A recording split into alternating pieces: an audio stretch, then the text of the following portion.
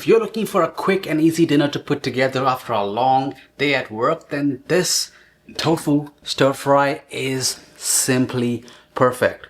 Let's check it out right now. And while I'm serving it with some egg noodles, I like egg noodles, the actual tofu dish is completely vegan. So first off, deal with that sauce. Add all the ingredients for it, like soy sauce, rice vinegar, some hot pepper flakes. Everything in the bowl, whisk it up, and that cornstarch will help to thicken it once it goes on the pan. Now get that pan nice and hot. As that pan heats up, add your peanuts in there and we'll dry roast it for about 5 minutes. You'll get it nice and fresh. Set that aside and then add half of your oil and we'll add in the cubed tofu. I did pat it dry before I place them in the oil here. They just quicken the process and you can do it while the peanuts are roasting. Try to get them nice and brown on almost every side and then just set that aside.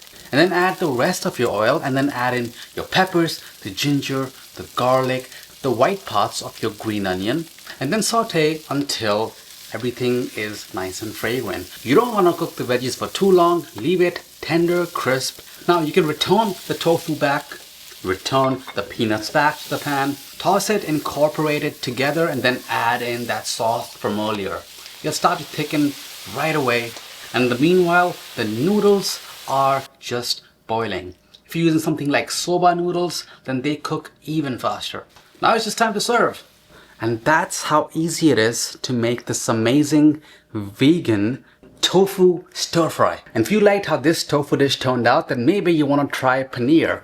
Obviously not on the vegan side, but tasty nonetheless. Great Indo-Chinese food. Check it out.